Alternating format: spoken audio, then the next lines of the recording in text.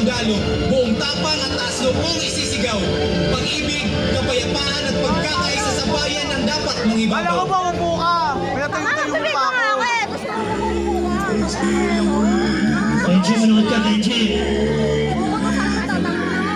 Ano yung gangster ka ba? By virtue of the powers vested in me by the Constitution and by law, I have to declare martial law in the Mindanao group of violence for a period that exceeding 60 days, effective as of May 23, 2017. Nagkasagupa sa Marawi City ang mga sundalo at mga hinihila ng membro ng Maute Group.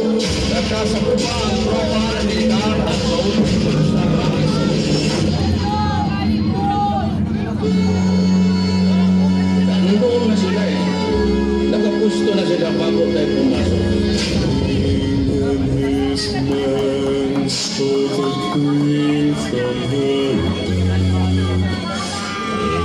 Hindi agad naunawaan ng mga residente na may malaking pag-ataking gagawin ang Maute Group sa Marawi City.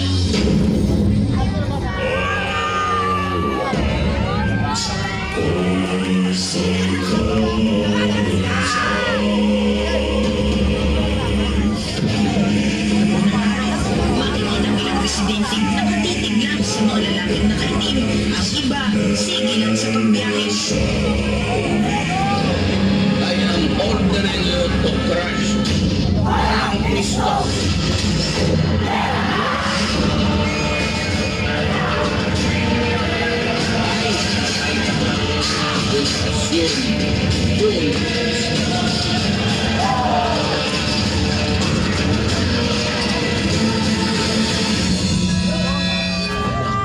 Babalik na si Papa sa Marawi.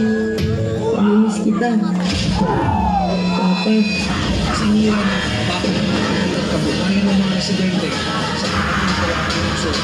Ang nabandang alatrit o pinasok na nakakantarang lalaki o dito sa piso natin ng Marawi. Ito ang mga kwento sa loob ng Marawi. Pero marahil ang pinakamatagal na giyera sa Pilipinas sa saysay sa loob ng isang lungsod. Nasasaksihan natin ang malantaran sa pagkakulang ng ating mga sundalo. Mga terorista ang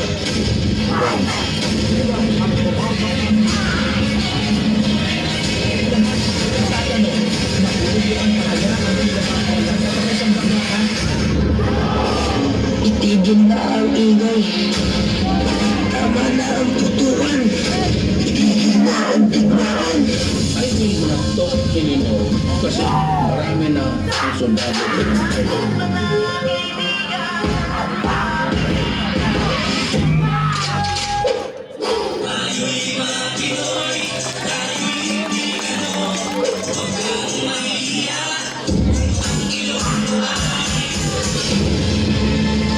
Kung may isang bagay na napatunayan ng giyera sa Marawi, ito ay ang pagtutulungan ano pa mga religiyon.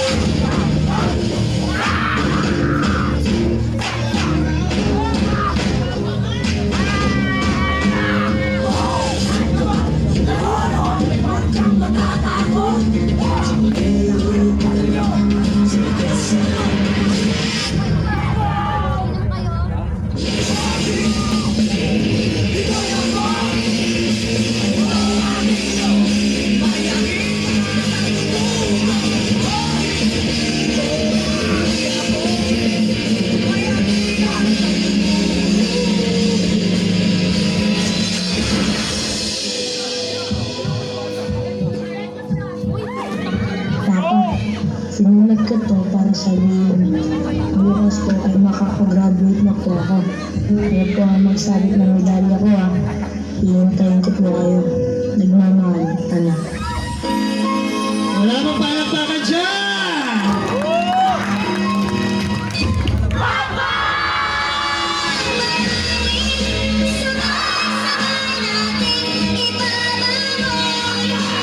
Bumangon ka pa! Sabi mo maglalaro pa tayo. Sabi mo uuwi ka. Gumising ka na dyan pa. Papa!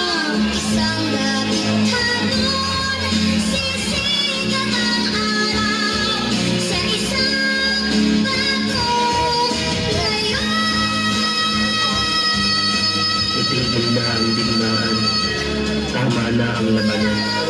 Nangyaring bangungot sa marami ay atin ang wakasan. Sana matapos na ang digmaan. Dahil kahit anong gawin mo, Pagpagpakan naman natin. rebelde ka man o sundalo, kapwa Pilipino pa rin ang kalaban mo.